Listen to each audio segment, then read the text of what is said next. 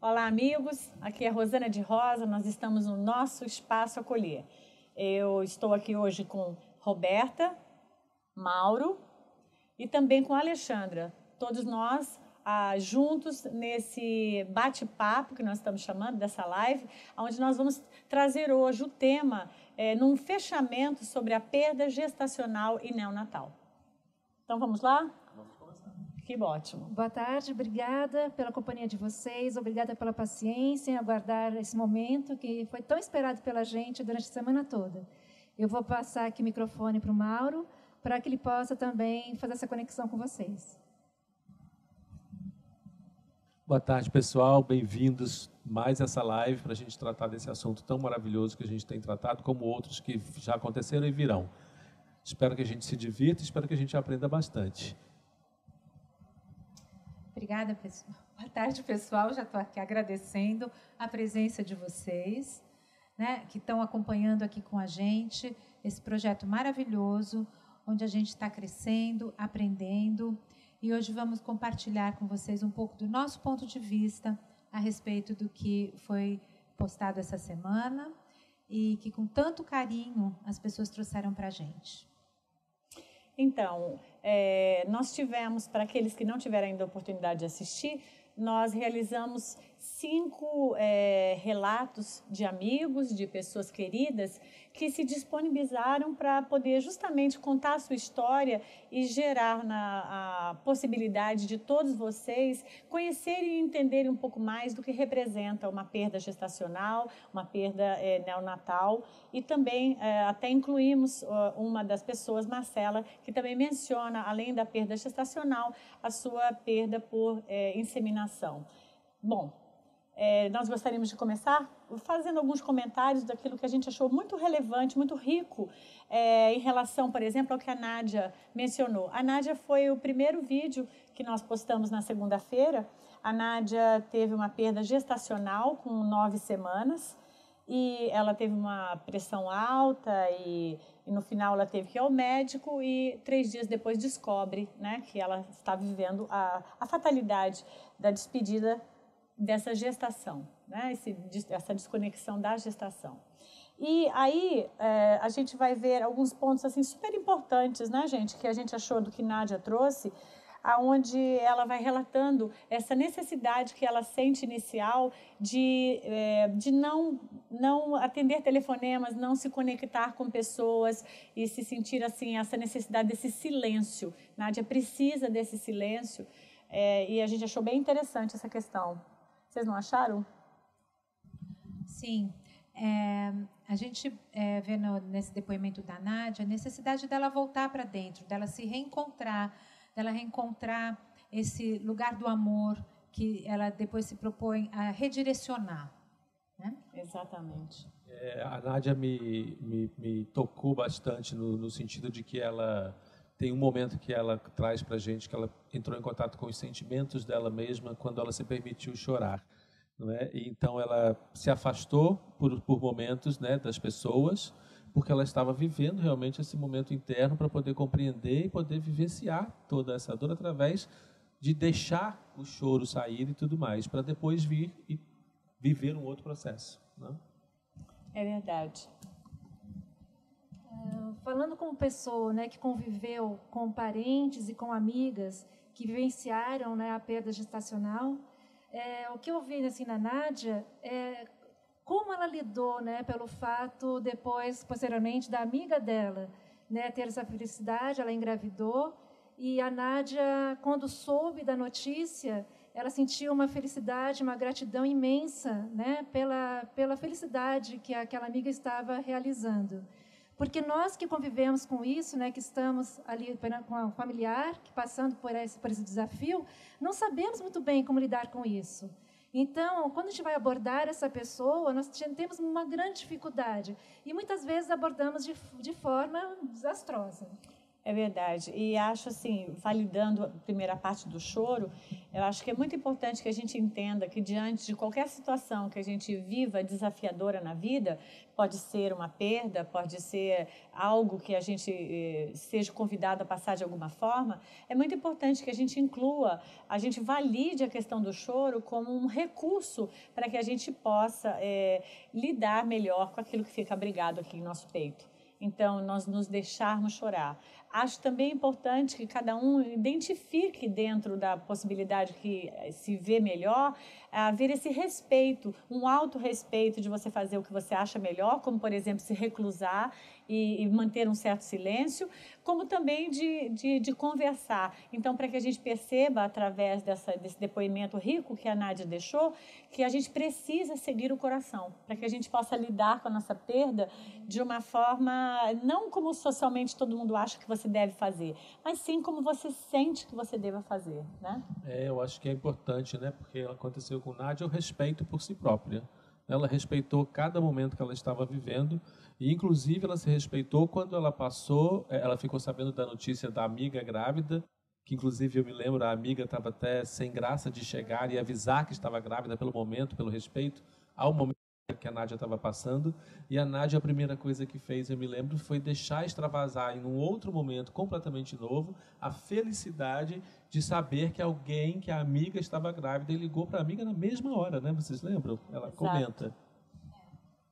E nesse momento, ela entendeu que o amor estava dentro dela e que ela direcionava esse amor aonde ela quisesse. É verdade. E ela menciona que ela pode amar o bebê da amiga, né? E como isso ajudou a acalentar a dor que ela sentia, né? Ela reencontrou a felicidade.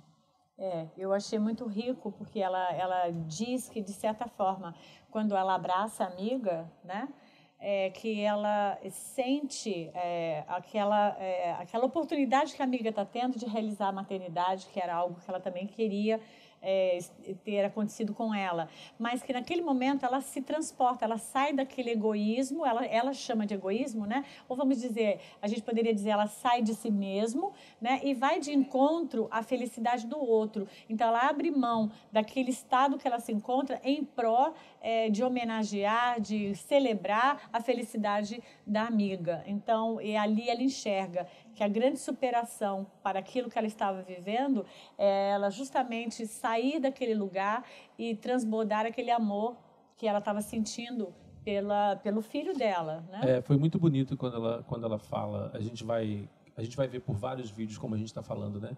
Foi muito bonito quando ela fala que ela percebeu que ela poderia expandir e ampliar aquele amor que estava todo dentro dela em forma de dor, que ela chamou de egoísmo, né?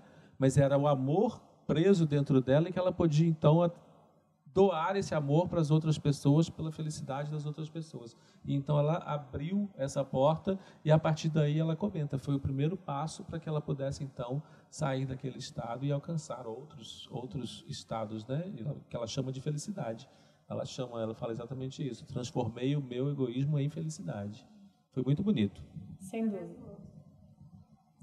E a gente continuando, a gente gostaria também de fazer um comentário sobre o vídeo que a Raquel dividiu com a gente, também um vídeo muito emocionante, onde ela relata sobre a inseminação que ela fez e sobre a importância do sonho, de nós mantermos o nosso sonho.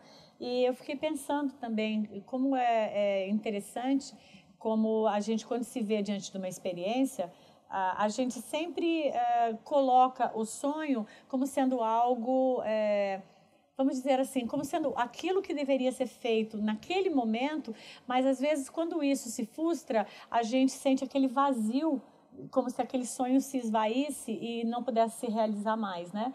Então ela traz o quê? Algo que eu achei muito interessante. Ela fala da fé. Ela fala, eu tive fé, eu tive o apoio do meu esposo, que me ajudou a manter esse desejo, manter esse sonho, manter isso aceso dentro de mim, acreditando que o melhor iria me acontecer, né? Eu acho que com relação à Raquel, uma coisa muito importante, e que a gente já falou na Nádia, né? O respeito, seja da forma individual que cada um vai ter de enxergar isso, né? O respeito de perceber o seu momento, né? E saber decifrar esse momento da melhor forma possível, que no caso da Raquel veio através da fé. Então você precisa e deve se permitir de decifrar esses momentos da sua forma e extravasá-lo onde seja e permitir que a partir desse momento inicial as coisas se transformem, não é?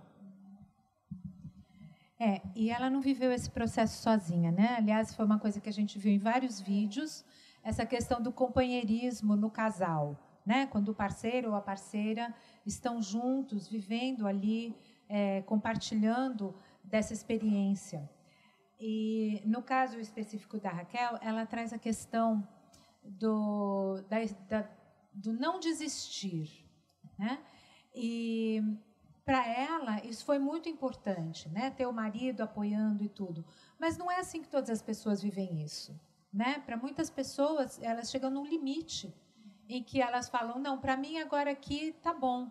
E eu vou colocar esse amor em outra coisa, em outra situação, né? Então, eu acho que é importante a gente observar aqui nesse momento como para ela isso funcionou assim, mas que não tem receita de bolo para isso, né? Cada um vive essa experiência de uma maneira única. É verdade, e o que representa desistir, né? Porque a desistência não significa não mais tentativas de inseminar, porque a gente estava até discutindo aqui nos bastidores, antes de começar a nossa live, a importância, né, da gente entender que a maternidade é algo muito mais amplo do que apenas a gente conceber o filho, ou adotar o filho, ou inseminar o filho, ou cuidar de alguém, né? Na verdade, a maternidade é o acolhimento. Então, às vezes, a pessoa precisa se acolher naquele momento, não dá para ela partir para mais uma inseminação, se assim for, e ela pode entender, através daquele acolhimento, que ela precisa se cuidar depois de ter vivido um tipo de situação assim, que ela pode ter outras formas de expressar esse acolhimento para outras pessoas que não necessariamente são filhos vindos dela, né? Exatamente. E quando ela fala, né, nada é impossível, né, nem para a ciência, nem para os médicos, nem para Deus, ela traz esse infinitas possibilidades que tem de poder estar transmitindo esse amor maternal, de estar vivendo esse amor maternal. E é interessante que um dos nossos objetivos, inclusive, né, com todos esses vídeos, independente dos assuntos que a gente traz, é ampliar a consciência e ir além do que os próprios assuntos nos trazem, né? Então, quando a Raquel ela traz para a gente esse momento importante dela, que foi o não desistir, porque nada é impossível, né? É um significado muito maior, é o não desistir da vida, né? É o não desistir da maternidade como um todo, é não desistir. Então, quando a gente singulariza as coisas num determinado ponto, nós limitamos a nós mesmos. Quando a gente sabe que é tudo muito maior do que isso, né? Que a gente precisa prestar atenção extravasar isso, né? Porque não existe limites no momento que a gente ama, né? É verdade. Quer comentar alguma coisa, Rob? Então, nós vamos para o nosso terceiro vídeo, que foi feito pela Helena, né? Ela, com 20 semanas, eles perceberam, através de um exame, que o filhinho apresentava um problema cardíaco, né? E com 25 semanas ele veio a falecer, né? E ela nos trouxe algo assim muito interessante, porque a gente tem muito a fala de por que eu, né? E não foi só ela, mas dos vídeos a Helena foi a primeira que trouxe essa questão. Ela diz, por que não eu? Né? Eu achei muito rico essa fala, porque quando a gente fala porque eu estou me vitimando em relação por que Deus está fazendo isso comigo, por que o universo, por que a energia, ou por que alguma coisa. E quando a gente pergunta por que não eu, a gente se inclui, a gente é inclusivo dentro de estarmos todos numa condição humana igual e tudo poder acontecer para qualquer pessoa, né? Então por que não eu? Por que não eu vir a viver essa experiência, né? Sabe que eu acho, Rô, quando a gente fala assim, por que eu? A gente leva sempre o lado negativo, né? Como você falou, de vítima, e nos colocamos nessa posição. Mas quando a gente pensa, porque a gente tem que buscar em nós atributos, porque eu sou forte, porque eu consigo passar por isso, porque eu tenho competências. Então, se nós tivermos esse olhar, a gente vai descobrir, sim, porque sou eu mesmo que tenho que vivenciar isso. É verdade. Quando a gente começa a pensar que esse ser vai ser projetado à vida, ainda que por uma semana, por 2 semanas, por 8 semanas, por 20 semanas, né? Ou no caso neonatal, por alguns dias ele chega a essa vida, a gente tem que pensar que há uma conexão entre quem está vindo, esse espírito, e essa mãe, né? Esses pais, vamos até dizer, mas essa mãe nesse sentido mais da parte de conexão também física. E dentro desse momento, a gente vai perceber que essa conexão ela já foi feita independente do tempo, né? Então, o tempo fica muito relativo em relação a essa questão. Então, porque eu saio de configuração e a gente começa a entender que isso é muito maior do que quem ser a pessoa, e sim a conexão em si. Sim, e eu acho que a Helena nos traz uma coisa muito, muito importante, que ela fazer a pergunta, né, de forma contrária, né, do por que não comigo, né, e não invalida toda a experiência de dor ou toda a experiência que você precisa passar por ela. Porque no caso da Helena, uma coisa que me tocou bastante foi que ela vivenciou 25 semanas de gestação e o bebê tinha uma situação, né, congênita. O bebê morreu e ela precisava então fazer todo o processo, e ela entrou em processo de parto natural.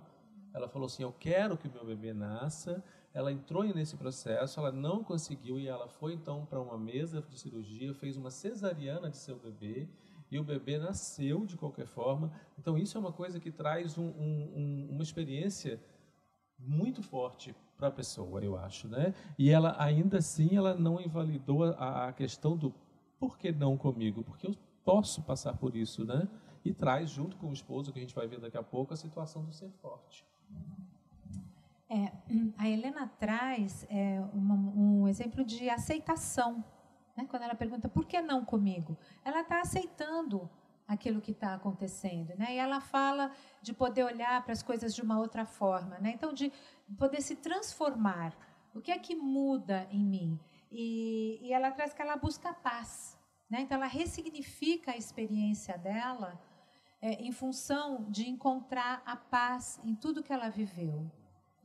E ela até fala do clichê. Ela diz assim, é um clichê que normalmente as pessoas dizem, o que você está aprendendo com isso? Então, ela falou, às vezes as pessoas têm dificuldade, de certa forma, de ver um aprendizado numa coisa tão dolorosa. Daí a gente fala, poxa, o que eu vou aprender eu gestando um filho e depois esse filho falecendo, né?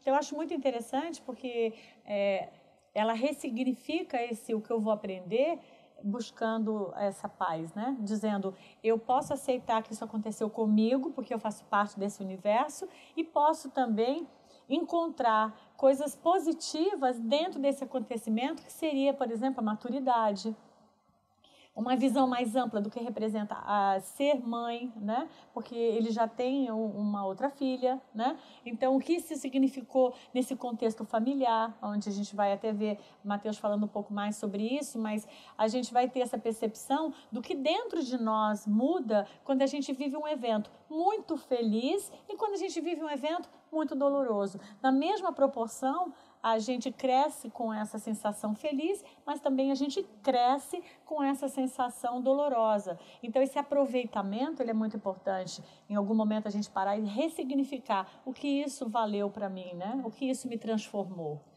Porque ela tem uma fala assim de o bebê foi muito sonhado, foi muito planejado, né? Era um momento muito mais feliz da minha vida. Isso em todos os depoimentos a gente escuta, né? Um momento mais feliz da minha vida, mas também o momento mais difícil da minha vida veio associado a isso, né? E é daí que vem esse impulso, né, da transformação, essa possibilidade da transformação, né? Porque aquilo tem uma origem no meu desejo, e o meu desejo é o da paz e da felicidade, e essa dor, esse evento que acontece é parte do caminho, dessa caminhada, dessa jornada. Sem dúvida. E ela até fala, a gente não é separado da vida, as coisas são o que são. Eu acho isso muito forte. Quero agradecer muito, Helena, porque você foi muito feliz, né, em dizer isso, porque eu achei assim, a gente não ser separado da vida significa tudo está incluído em acontecer. Nós não podemos rejeitar aquilo que nós não queremos sentir, porque as coisas são o que são. Então, há coisas que não há como negar. Não é conformismo. Não é conformismo. Exato, é aceitação. Aceitação. E a gente entra nessa questão, é interessante, porque a gente trata do lado terapêutico, do lado espiritual, né? Como a gente sempre fala. E a gente entra na questão de que você faz parte do universo.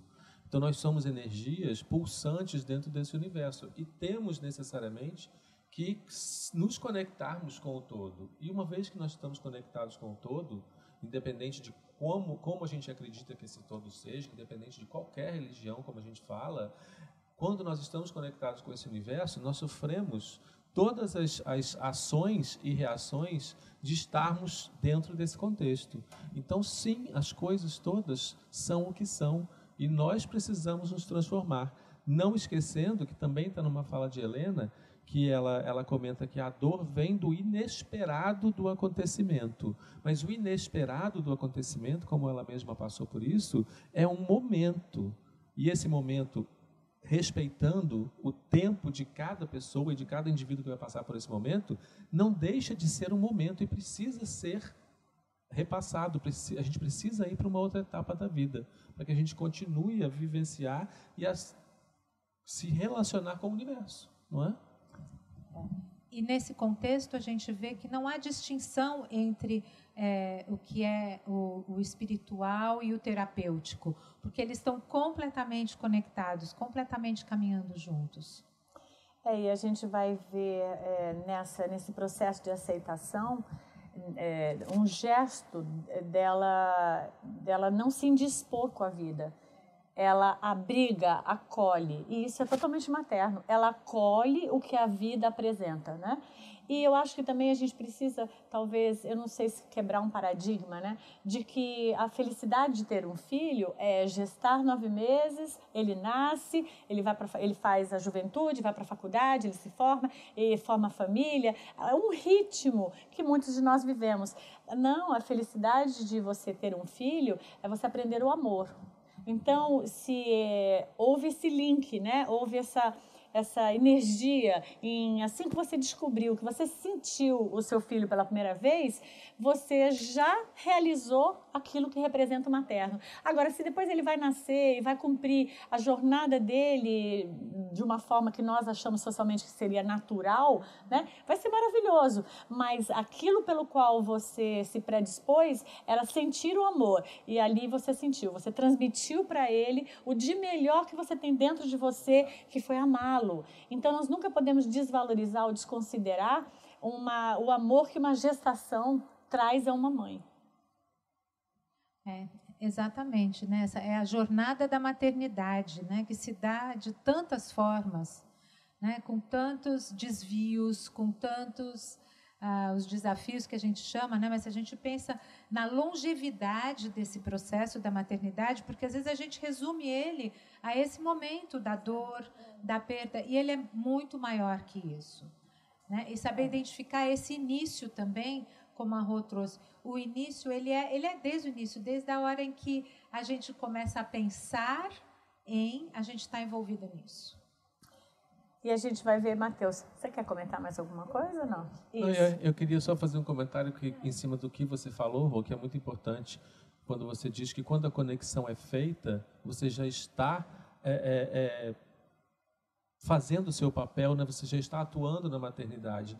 E maternidade no sentido amplo, né? Como a gente vai ver com o Matheus daqui a pouco, que a gente falou, maternidade, paternidade, qualquer situação que seja, qualquer relacionamento que seja. Porque quando você consegue se conectar através do amor, que é isso, o primeiro link que é feito, então você já está nesse caminho, não é? Então, independente do que venha a acontecer depois, o caminho do amor é o caminho da felicidade, é o caminho da maternidade, é o caminho da amizade, é o caminho de qualquer outra relação da produtividade como vida, né? Nós como vida, como criação. por haver, né, esse sentimento, esse sentido novo que a gente está tentando dar, né, ao tema maternidade, é por isso que quem convive com aquela pessoa, né, que passou por essa perda, ela tem que ter essa noção de que não existe um estágio, uma hierarquia, se foi 28 dias, 28 semanas ou 28 anos de idade. Porque para aquela mãe, para aquela família, a dor da perda, aquele amor sentido, ele é o mesmo. Então tem que haver essa compreensão e esse respeito. Sem dúvida, você mencionou uma coisa muito importante. E a gente vai ver em Mateus esse respeito, exatamente o que você fala. Onde ele traz, né, Mateus é o esposo de Helena, e ele valida, ele traz muito isso, dizendo do aprendizado, quando ele, através de um amigo, que ele vai chamar de um conselho, uma dica, né, conta para ele, né, que ele poderia continuar se comunicando com esse filho, independente da gravidez ter sido, vamos dizer, interrompida com 6 meses, né? E ele passa, então, a dizer que ele, quando alguém pergunta, você teve filhos? E ele diz sim, eu tive 2 filhos, e ele menciona os filhos dele, e ele passa a ter uma comunicação diária com esse filho, num estado de gratidão, num estado de diálogo, de felicidade.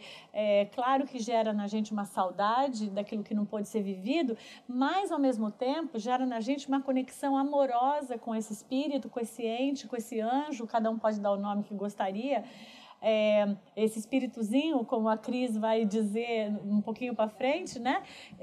Que todas essas nomenclaturas são atos de amor, mas para que a gente entenda e valide esse ser como parte da vida da gente, né?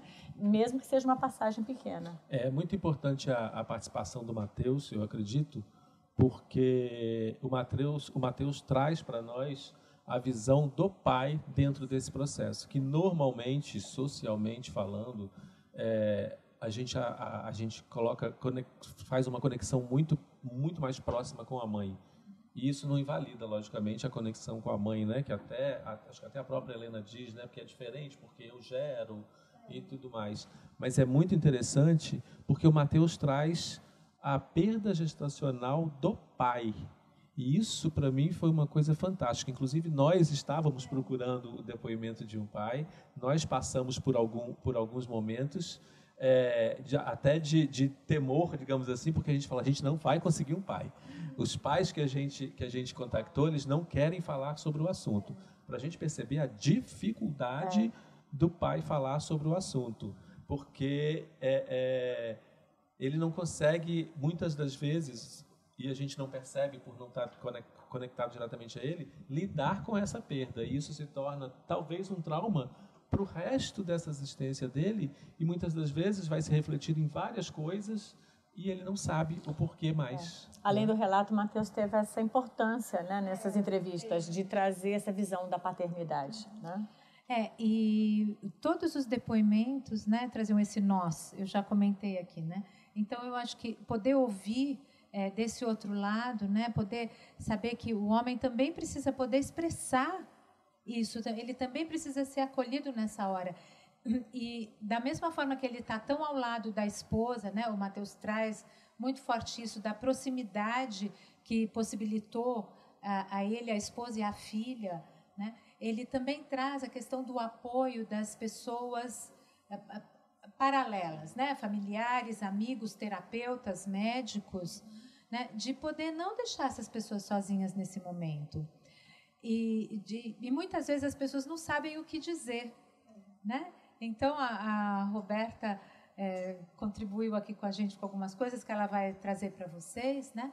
Mas eu fiquei pensando nisso, né? Se a gente fala para as pessoas o que a gente quer nessa hora também, porque há muito isolamento, né? Que a Nádia trouxe, que a Helena trouxe, eu queria ficar sozinha, eu queria ficar quietinha, né? A Nádia trouxe algo assim, eu queria esquecer, mas eu não queria esquecer. Eu queria que não queria mais conversar daquilo, mas eu não queria parar de conversar sobre isso, né?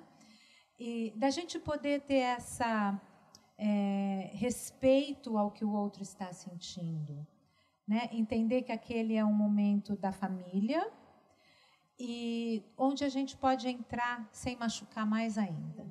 E foi importante porque Mateus traz algo assim muito interessante. Ele diz: ao mesmo tempo que essa foi a maior dor da minha vida, ele diz, mas ao mesmo tempo ele diz: eu estabeleci as relações mais profundas da minha vida, que eu nunca pensei que numa vida ou nesta vida eu poderia estabelecer com a minha esposa e com a minha filha.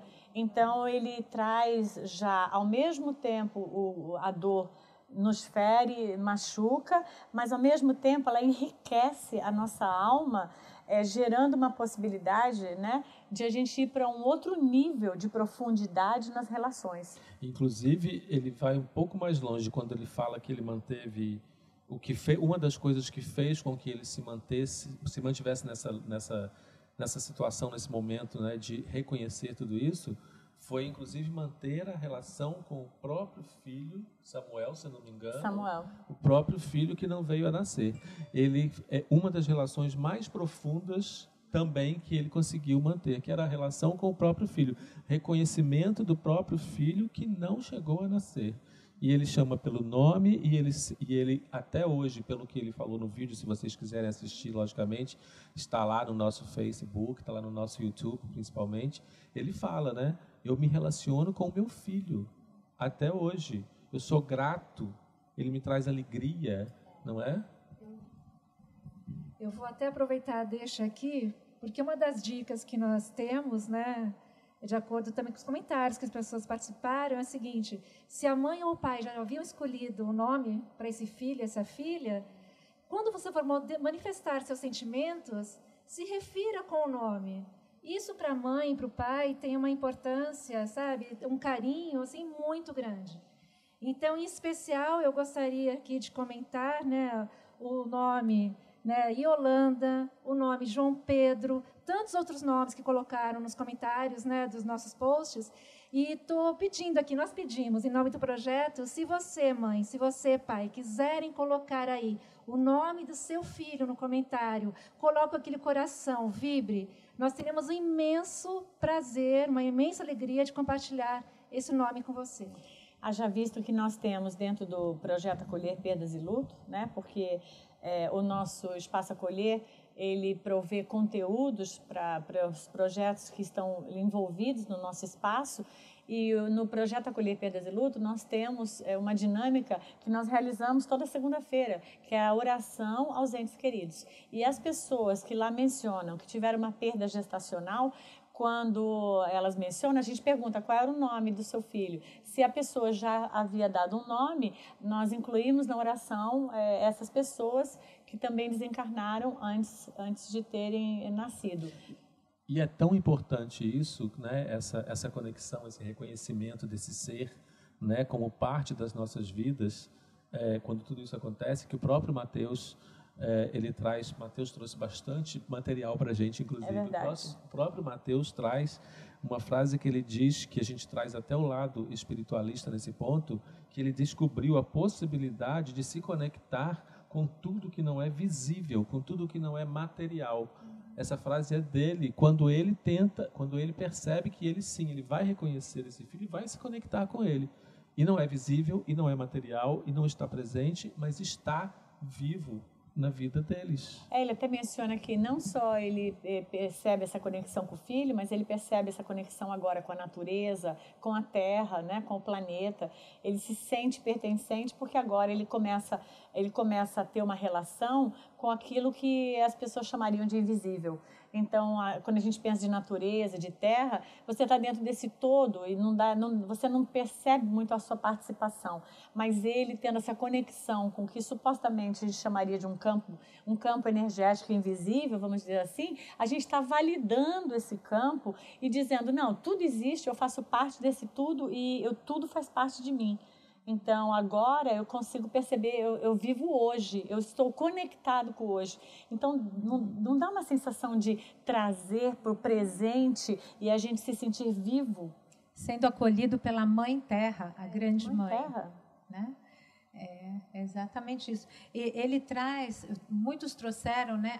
Tem uma lição, tem um aprendizado, né? E Mateus traz que o aprendizado foi de que ele era forte, né? E de que as relações ali eram fortes.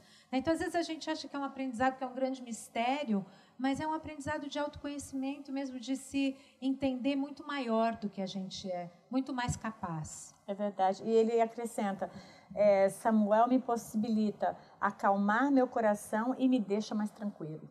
Então, isso quer dizer, eu não só estou irradiando como pai para o Samuel o meu amor, mas eu estou sentindo do Samuel o amor dele por mim, porque agora meu coração está mais tranquilo e meu coração pode acolher esse amor, né? Então, essa relação com esse suposto invisível, estou repetindo porque é assim que ele chama, nós percebemos que a nossa capacidade de amar, ela vai além do físico, além daquilo que a gente vê, né? E a gente valida aquilo que a gente sente. E né? se nós trouxermos isso para a nossa vida diária, pegando esse gancho que a Rô está falando, é muito simples, porque a gente coloca isso em prática todos os dias, meus amigos. Nós amamos, muitas vezes, os nossos pais, os nossos irmãos, os nossos parentes, os nossos amigos, que estão longe de nós, que não estão fisicamente todos os dias conosco. Esse é o exercício do amor como um todo. E nós exercitamos isso e não percebemos isso da forma como é, o significado desse amor como um todo. Eu queria só acrescentar uma coisinha a mais, que falando como a Lê trouxe para a gente, que Mateus disse que ele é forte, né, que ele se descobriu forte, e que, mais uma vez, não invalidando todos os momentos que cada um individualmente passa, foi muito importante ele falar isso e ele perceber a fortaleza que ele era, porque ele disse que nós somos capazes de sobreviver à dor. Então, mais uma vez, como trouxeram as outras pessoas, como trouxe Nádia, como trouxe a Raquel para nós, é um momento. E que quanto mais nós olharmos para nós mesmos no autoconhecimento, nesse processo de se perceber, nós vamos mudar de fase, nós vamos dar o próximo passo, nós vamos à frente. Ele trouxe um conteúdo que eu achei assim, muito válido. Né? Muito obrigada, Mateus, foi maravilhoso. Você disse assim, eu descobri que eu posso me conectar com meu filho não pela dor, eu posso me conectar pelo meu filho, pela alegria e pela gratidão e pela felicidade.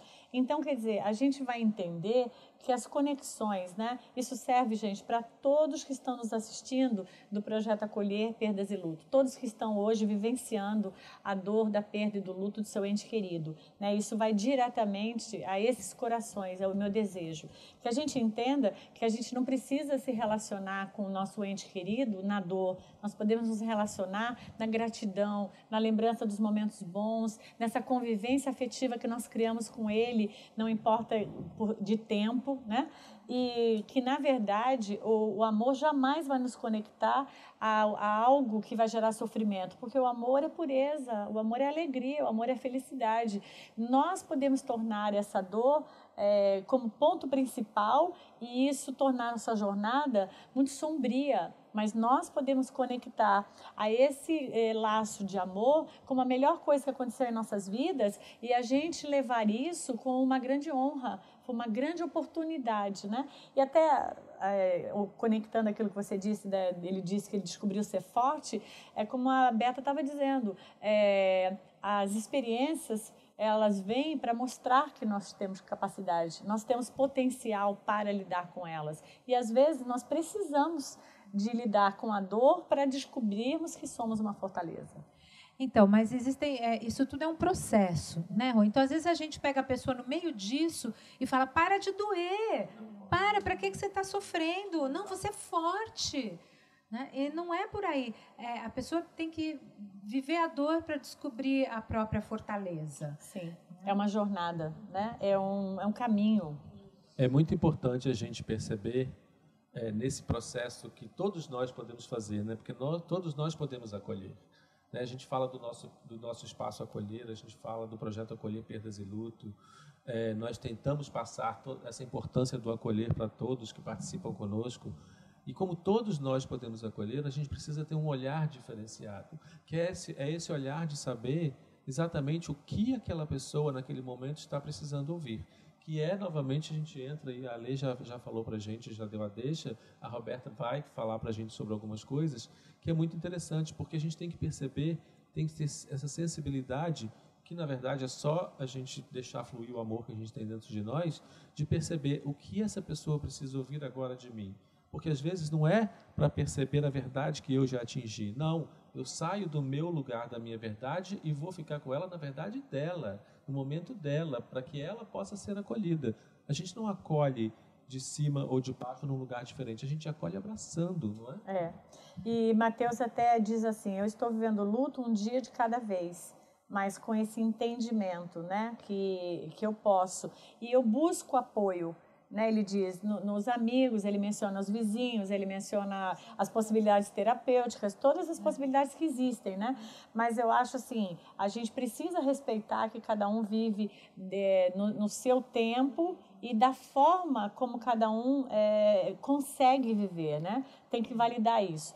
E realmente, como o Mauro disse, não é a gente acolher uma pessoa que está enlutada, não é da forma como a gente acha ou da forma como a gente viveu o nosso luto, mas sim da forma como a gente pode se disponibilizar para aquela pessoa sentir que ela não está sozinha. E dali por diante, ela perceber que não estando sozinha, a caminhada é mais fácil. Não querer tirar ela do lugar onde ela está, mas é estar ali com ela para ela poder ficar ou caminhar no ritmo dela, né? No ritmo dela, sem dúvida.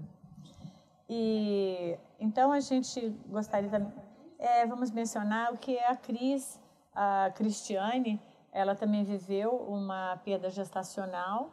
Ela perdeu o seu bebezinho, ela chama de espíritozinho, com 6 semanas, né? Na verdade, ela só com 11 semanas é que ela houve o procedimento, mas ele faleceu com 6 semanas. Então ela diz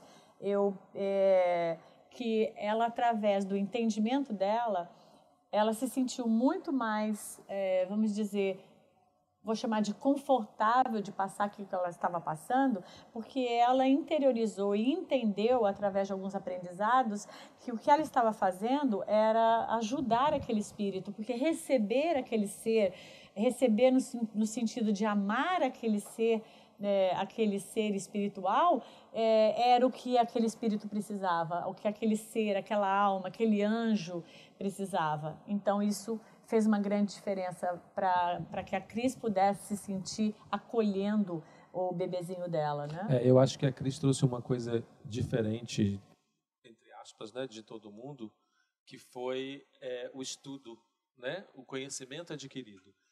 Ela deixou bem claro que o conhecimento adquirido de todas as coisas que ela aprendeu facilitou a compreensão dela, né, diante do momento e da situação da perda, como ela mesma fala. E aí ela cita várias coisas, né, várias formas de conhecimento que ela teve, várias pessoas que ensinaram, livros, aulas, palestras, independente da forma. Mas o olhar para o conhecimento como uma coisa importante dentro da experiência pessoal, no caso dela, fez uma diferença gigantesca.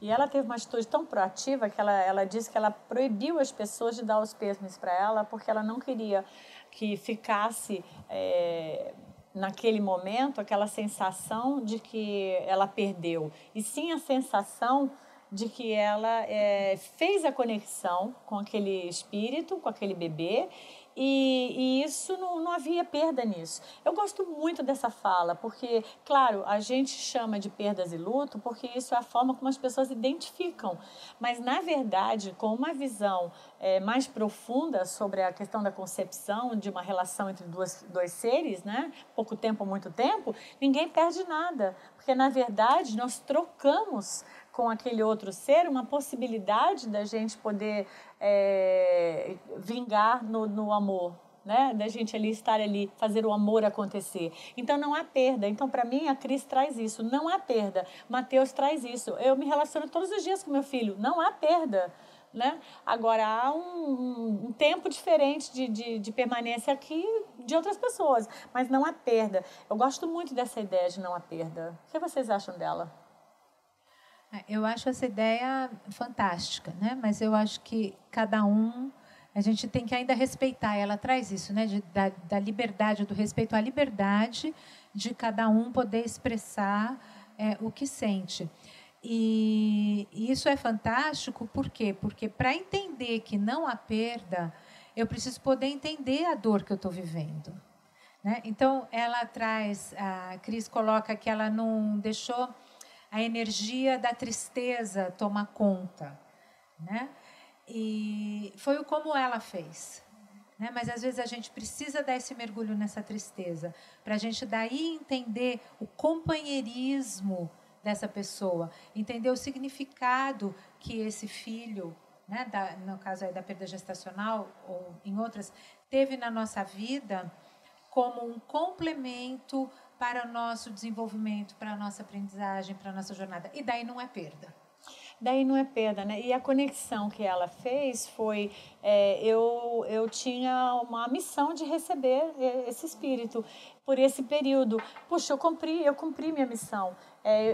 Claro, ela conta até o vídeo, ela conta muito emocionada. É claro que ela gostaria que o desfecho fosse diferente, todos nós gostaríamos.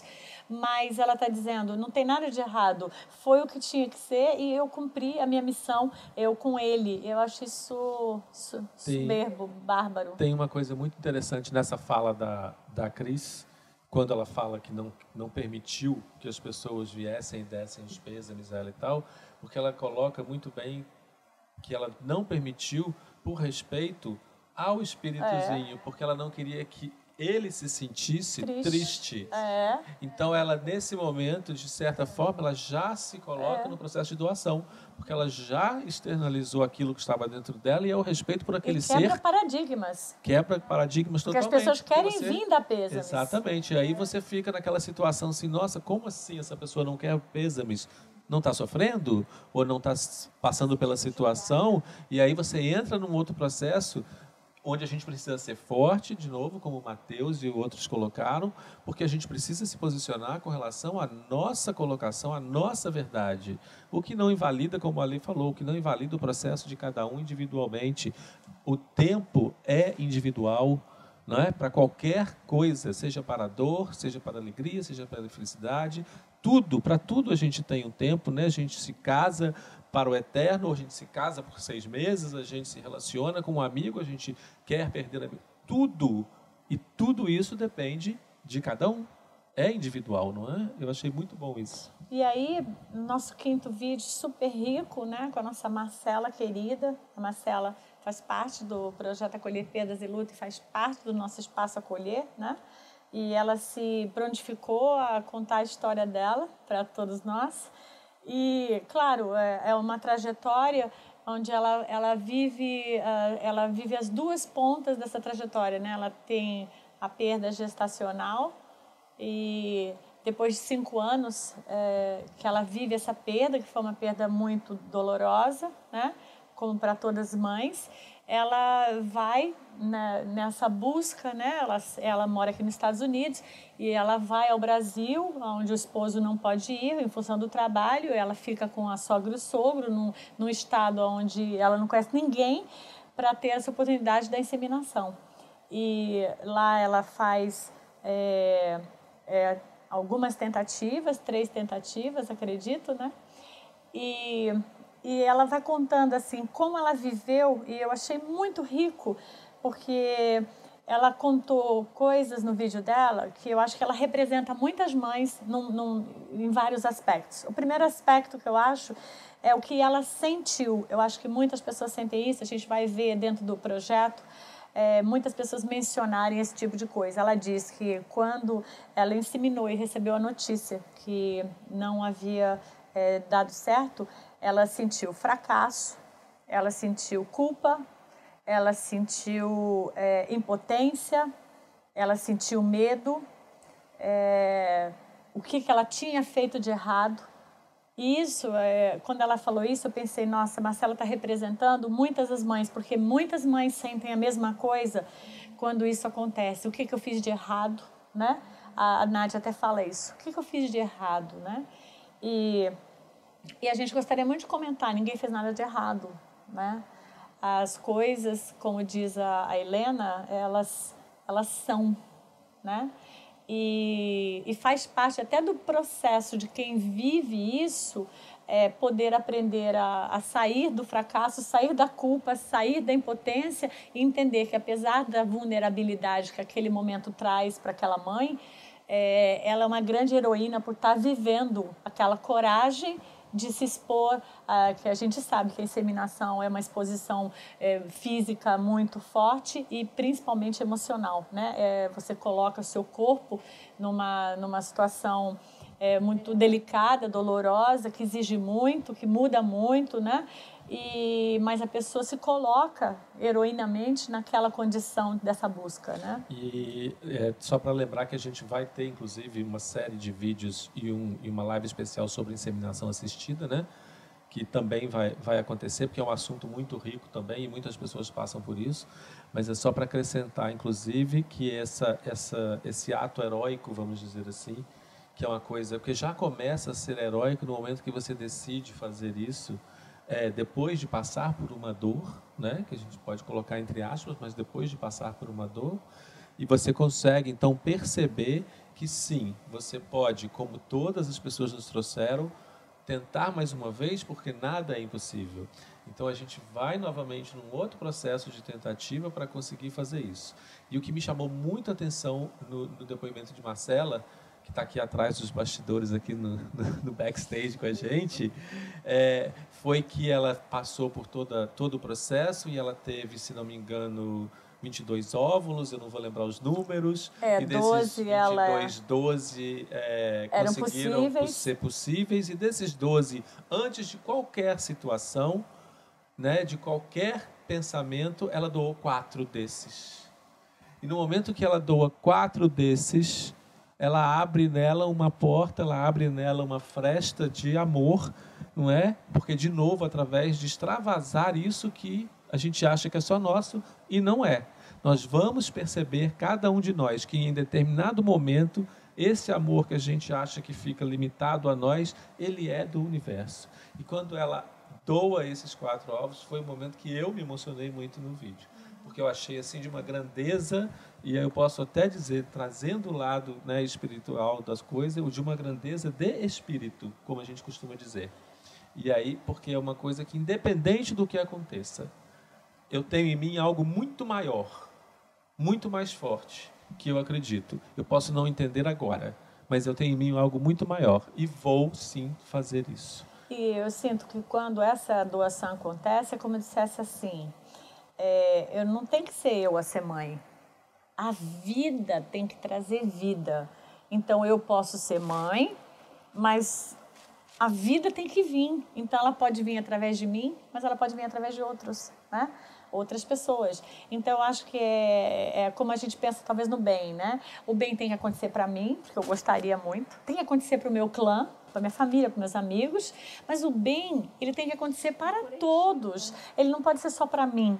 Então, quando eu abro isso e me dou, eu estou dando chance de incluir o todo em mim.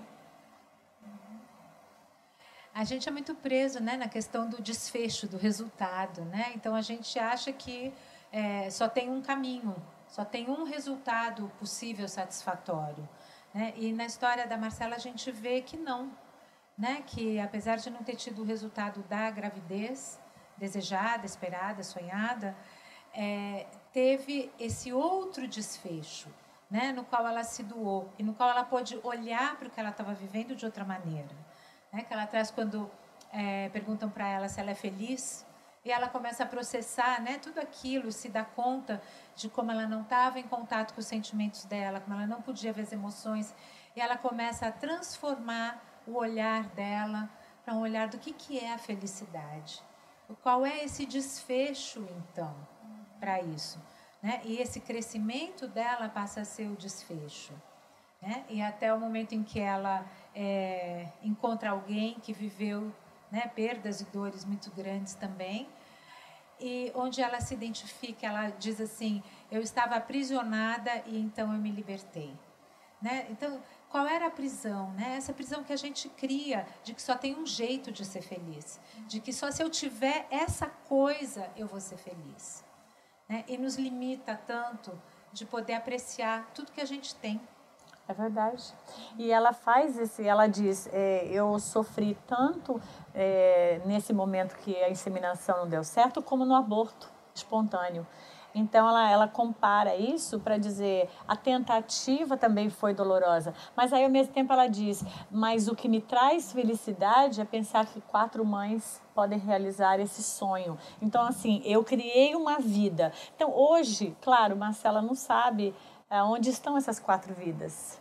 Mas elas existem, porque você existe. Não, e ela reconheceu, né? Sou mãe de um anjinho lindo, né? Que a gente viu nos outros depoimentos também, esse reconhecimento, né, do que é a maternidade. Mas para algumas mulheres que passam pela inseminação, isso não é uma realidade, né? Então, o que a Marcela traz de transformar é muito importante. A gente não pode perder essa perspectiva de que o que a gente busca e o que a gente encontra, eles podem não ter o mesmo formato, mas eles são a mesma coisa. Só para a gente poder fechar com o depoimento de Marcela, é muito interessante porque eu estou conhecendo Marcela, né, há pouco tempo, logicamente, mas é muito importante o que ela fala, porque, como eu comentei antes, a doação dos 4 óvulos foi feita antes dela fazer a própria inseminação, iniciar o processo da inseminação, né, a primeira tentativa. Então, talvez ela nem naquele momento soubesse a importância daquele ato no decorrer do que ela ia viver.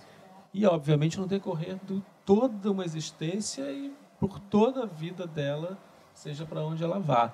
Não é? Então, isso a gente, às vezes, não percebe a importância das coisas que acontecem conosco. Sabe o que eu pensei agora, nesse minuto, quando você falou isso? Eu pensei quando a gente faz o bem e ninguém sabe. Quantas vezes a gente faz o bem a alguém e ninguém fica sabendo, né? Você por trás arruma um jeito, você ajuda alguém a arrumar um emprego, alguma coisa lá, e depois você vê o reflexo do bem, porque o bem prolifera, acontece, e você fica com aquela satisfação interna de ter promovido a possibilidade da pessoa viver melhor de alguma forma, dependendo daquilo que você realizou. Então, eu acho que o bem, ele é silencioso. Né? O amor, ele é silencioso, ele não precisa de alto-falantes, né? A gente até está usando alto-falantes aqui por uma necessidade da internet, mas nós estamos todos aqui unidos no bem, porque o bem é silencioso, o bem é um olhar, né? Eu fiquei lembrando da Nádia dizendo, o Gustavo só precisava de me abraçar, e ele sabia que era o suficiente, né? Ou quando Marcela diz, meu marido me apoiou, me acolhendo e entendendo o meu processo, né? Então, assim, esse acolhimento, ele é silencioso, né?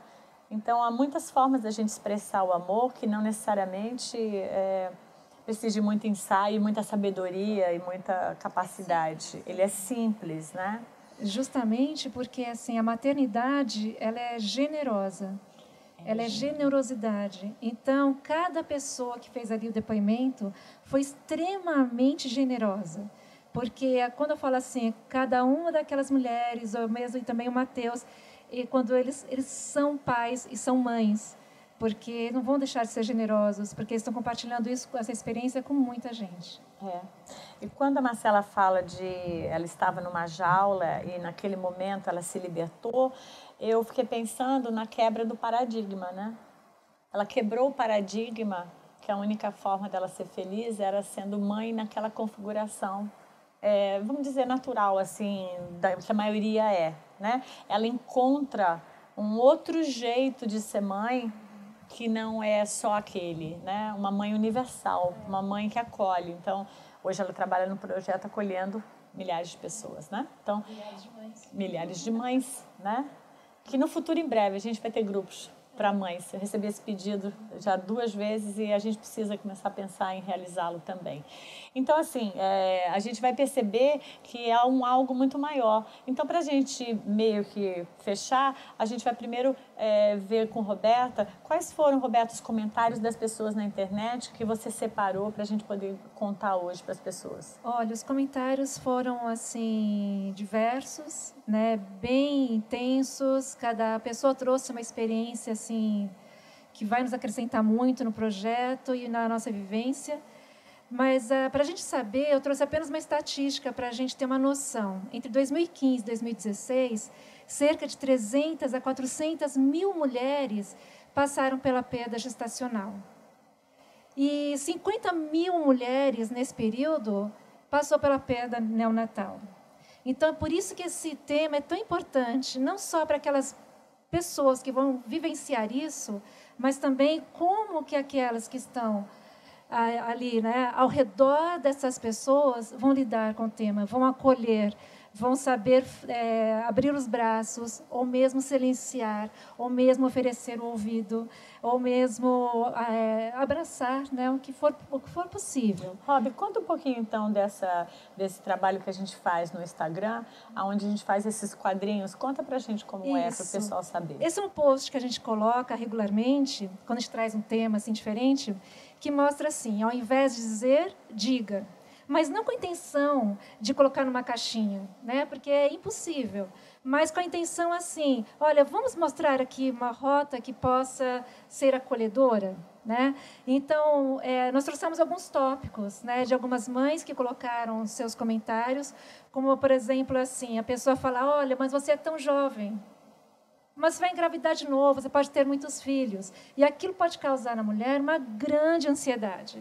Então, ao invés de a gente achar que nós estamos sendo colaborativos, aquilo pode ser trazendo, assim, agravar ainda mais a situação da pessoa. E até desprezar o que a pessoa está vivendo. Porque não tem problema, você vai poder ter outra vez, mas isso aqui. Isso, porque assim, nenhuma vida substitui a outra. Com certeza. Então, aquela vida, ele era Mateus, aquela vida era João Pedro, aquela vida era Yolanda. Então, nenhum outro filho ele será tão esperado e sonhado quanto este. Mas aquele não deixa de existir, né? Outro ponto assim que nos trouxeram foi o fato da pessoa, por exemplo, não tocar no assunto. Então, fica aquela coisa, chegam os amigos e não pode falar. E, às vezes, isso não é saudável. Porque o casal fala assim, existe algo embaixo do tapete, mas as pessoas aqui estão disfarçando para não lidar com isso. Isso também não está sendo saudável para o casal. Que, às vezes, eles gostariam de falar, eles querem se expressar. Verdade. Tem uma mãe até que fez um comentário muito interessante no grupo da gente de acolhimento, onde ela diz assim, eu tinha vontade de dizer que ele gostava de comer isso, que ele gostava de fazer aquilo, e as pessoas não queriam mais ouvir. As pessoas se cansam de ouvir, mas eu tinha necessidade de falar, né? No caso dela não foi uma perda neonatal, mas de uma criança que já tinha chegado a uma certa idade. E a gente precisa respeitar essa necessidade que a mãe ou que o pai tem e entender que aquele é o processo, naquele momento, que mais se adequa à necessidade interna da pessoa. Se é falar, se não é falar, não é falar, e a gente de fora respeitarmos, né? Estava nos depoimentos. Sim, estava nos depoimentos. Outra situação que acontece muito, né, é muito comum, por exemplo, a pessoa dizer assim, olha, mas o que aconteceu? Será que você fez muita ginástica? Que eu sei que você gosta de academia. Então, procurar culpados. Será que foi um erro médico? Foi a equipe médica? Foi o hospital? Então, procurar culpados também não é salutar, né? Então, isso é muito comum. Da gente querer, olha, então, como é que eu vou ajudar? Se a gente descobrir a causa, nós vamos evitar uma segunda perda. Isso também não é aconselhável. Da próxima vez, vê se você não faz tal coisa. Daí a pessoa fica, bom, então você acha que isso aconteceu? Só agrava a tristeza. Porque... Exato. Só agrava culpa, a tristeza. Né? Sem dúvida, isso é uma ótima dica, viu, Berta? E outra, deixa eu bem lembrar aqui mais alguma. Você quer falar alguma coisa, Mauro? Só para poder a gente perceber como é importante, a gente já colocou isso aqui, como é importante a gente sair do nosso lugar e ir até o lugar da pessoa antes de começar a verbalizar algo, não é? Porque talvez a gente pense determinadas coisas que nós estamos acostumados, habituados a pensar em determinados casos, independente da situação que seja, no caso da perda, por exemplo, mas ela gosta de ginástica, se de repente fez demais. Mas um exercício muito bom vamos, antes de verbalizar alguma coisa, vamos nos aproximar mais, vamos sentir mais, vamos usar a nossa emoção mais para poder acolher da forma correta, não é? Não, e será que a gente não está dizendo assim, para que eu possa acolher, eu preciso me desnudar das minhas verdades? Porque tudo bem, as minhas verdades, elas são minhas, mas eu não sei se é as minhas verdades que o outro precisa nesse momento. É exatamente isso, né, Rô? É aquela ideia do menos é mais. Deixa eu não vou falar de mim, eu vou dizer, eu estou aqui para te escutar. Né? O que você precisa? Como eu colaboro aqui na sua situação? Então, essa seria uma dica fabulosa para todos que estão nos assistindo, mesmo que a perda seja gestacional, neonatal, qualquer perda. não importa, qualquer perda. Vamos nos desnudar das nossas verdades e vamos acolher, observando o que realmente o outro precisa de nós. Se é do nosso abraço, como a Nádia disse, se é do apoio, se é de uma palavra, se é ir junto, fazer parte do tratamento, o que é que você precisa, né? E não acreditarmos que a nossa verdade é o que deva ser colocada para outra pessoa. E dentro do que foi trazido aqui nos depoimentos, né, coisas como foram faladas, né, usar o nome do bebê, poder falar do assunto, né, não teve depoimento a Nádia, a vizinha, a amiga ficou grávida, então não contou para ela. Marcela também trouxe uma situação assim. Né? Então, poder, na tentativa de respeitar, às vezes a gente está cruzando a linha. Então, perguntar, né, como você quer que a gente trate isso? E eu acho muito compreensivo, né? Porque a gente, de certa forma, nós não fomos educados para aprender a acolher assim. Nós damos conselho. Então, é muito importante isso que nós estamos vivendo agora, gente.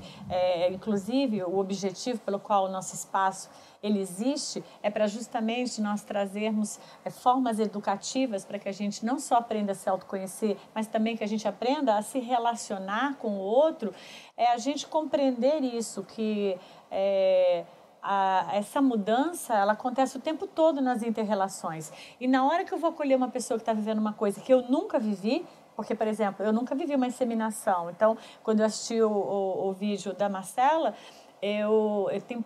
tem coisas que eu não sei dizer como fisicamente ela se sentiu, porque eu nunca vivi isso. Eu posso dizer outras coisas que eu senti, mas eu posso ter empatia, esvaziando as minhas verdades e acolhendo a experiência dela como a experiência verdadeira ao qual ela está compartilhando com a gente, né? Então, isso é um crescimento para mim que estou tentando acolher ela, né? Esse é o grande crescimento, porque né? a gente dá conselho porque a gente não aguenta a dor do outro. Então a gente quer solucionar, quer salvar o outro, quer salvar o outro, não, sai dessa dor porque eu não aguento. E esse se desnuda que você fala é eu poder olhar, bom, eu não aguento, mas o outro está lá aguentando, não tem nem escolha. Então, o que eu posso fazer para te ajudar a aguentar a sua dor? Porque isso não é a minha dor agora. Eu até quero compartilhar uma coisa que eu vivi, porque muitas das pessoas que estão aqui sabem, eu tive 2 filhos que faleceram, e tem uma coisa que ficou muito marcante na minha vida, porque foi uma repetição enorme que as pessoas fizeram comigo. Querem dizer assim, então, quando sabiam, seus filhos faleceram, se eu tivesse no seu lugar, eu teria enlouquecido. Então, eu passei anos esperando quando eu ia enlouquecer, quando ia chegar aquilo, né? Então, as pessoas transportam para a gente as suas frustrações e angústias, as suas limitações e dificuldades e vendem como se em algum momento a gente fosse sentir aquela dificuldade que a pessoa pensa que ela viveria. Porque ela também pensa, talvez ela nem viva, porque ela não viveu aquilo, né? Então, é muito importante a gente sair desse achismo, dessa coisa do que eu suponho, e sim olhar e falar, eu entendo que a dor é muito grande, né? E quando está nesse lugar que você descreveu agora, né, então a pessoa está me dizendo como eu devo me sentir, o que vai acontecer comigo, né? Também poder, quem está na dor, poder falar assim, não, peraí, eu não sou o outro, eu posso viver a minha dor, eu me permito, né? Eu honro a minha dor. Só para lembrar uma coisa, respeitando sempre, para todos os amigos que estão assistindo, para todas as pessoas, respeitando sempre o lugar de cada um de nós, sempre, porque talvez algumas pessoas não saibam, né, como lidar com isso, mas é esse processo de autoconhecimento. Então, se permita ao menos se desnudar das verdades que você acha que são verdades, para que abra espaço em você outras coisas que possam vir a ser verdades. E lembrando que nós somos seres mutantes e mutáveis. Amanhã eu sou outra pessoa. Daqui a pouco eu sou outra pessoa. Então nós vamos sim lidar com mudanças internas diariamente. E todas as pessoas à nossa volta também. E esse reconhecimento, né, essa absorção dessa verdade é que vai fazer com que a gente possa sim melhorar cada vez mais e ajudar cada vez mais, acolher cada vez mais. Sem dúvida, eu acho que isso é maravilhoso, né? E para fechar aqui os comentários, né, que nos deixaram, também da cobrança, né? Mas você ainda não saiu dessa, você precisa superar esse luto. Então a gente esclarecer que não tem uma data limite para essa tristeza se acabar, para você sair do luto. Cada pessoa vai lidar de uma maneira a seu tempo. Então é preciso que haja também, né, essa compaixão daqueles que estão em volta de entender esse tempo da pessoa. Eu acho até que essa fala, a pessoa está dizendo assim, olha, eu não aguento mais o seu luto, né? Eu não aguento mais, então dá para você sair dessa porque eu não estou aguentando? Eu não sei mais o que falar para você, eu não tenho mais jeito, né? Então é como se eu tivesse assim, eu estou jogando, eu estou give up, eu tô desistindo porque eu não sei mais o que fazer. Mas aí a pergunta é, você não tem que fazer nada? Não, você não tem que fazer nada, você tem que só estar ali. Você não tem que fazer mais nada, né? Porque a gente acha que a vida... que a gente vai viver a vida do outro, né? Que a gente pode fazer pelo outro. E aí vai dando essa agonia do eu não consigo fazer parar a sua dor. Não é nada disso, né? Como uma criancinha pequena que precisa aprender a andar, ela vai nas perninhas dela, né? Os pais não podem fazer aquela caminhada, só podem ajudar quando a criancinha cai a levantar. Gente, o pessoal já está nos avisando que a gente já extrapolou o horário, então o que nós gostaríamos de agradecer imensamente a todas as pessoas que fizeram os vídeos. Vocês têm noção do que isso vai representar para as pessoas. Eu não vou dizer vocês não têm noção, vocês têm noção que vão ser milhares de pessoas que vão assistir esses vídeos e isso vai ser impactante para vários corações que estão vivendo, que já viveram ou que vão vir a viver essa situação que vocês passaram. Gostaria de agradecer a todo mundo que está aqui por estar aqui produzindo isso. Nós estamos aqui há horas buscando fazer essa live ficar, como vocês viram, cheia de amor. E gostaríamos de comunicar qual vai ser o próximo tema do mês que vem, em outubro, em homenagem ao Natal. Em dezembro, em homenagem ao Natal, nós escolhemos o tema o valor de servir. Então, nós vamos ter convidados maravilhosos. Esse tema vai ser muito gostoso. A gente vai estar trazendo, né, pessoas que vão contribuir muito contando as suas histórias. E o que a gente deseja é que esse trabalho vocês divulguem para outras pessoas, que vocês dividam nas suas redes sociais, porque de repente você não está passando isso agora, mas sempre o amigo do teu amigo, do amigo dele, pode estar. E isso sendo difundido na sua rede, você vai fazer chegar nos corações que precisam. E só para lembrar vocês, fazendo o nosso papel de sempre, lembrar que para vocês todos irem ao nosso canal do YouTube, subscribe no nosso canal do YouTube, vão à nossa página do Facebook, nós vai temos estar aqui, duas né, páginas. Escritinho, não vai? Vai estar escrito, vai estar na nossa página, vão na nossa página do Facebook. Não vai estar escrito por agora, não. Mas a gente tem duas páginas importantes, uma é do Projeto Acolher Perdas e Luto e também temos a página do Nosso Espaço Acolher. O nosso canal do YouTube é do @Nosso Espaço Acolher. Então, por favor, ajudem, porque a gente precisa divulgar todas essas ideias novas, todo esse ressignificado de vida, né? Todas essas coisas que todos nós passamos e que muitas das vezes nos encontramos sozinhos e nós não estamos sozinhos. Nós estamos juntos. Todos nós juntos, como disse a Helena mais uma vez, né? Somos todos juntos e as coisas são o que são. Então vamos aproveitar tudo isso que a gente está nos proporcionando. Então, muito obrigada, Lê, muito obrigada, Beta, ao Mauro, a Marcela, que está nos bastidores, ao Luciano, que criou toda essa possibilidade através de todo equipamento maravilhoso, essa generosidade. E, gente, muita paz a todos vocês e até a próxima.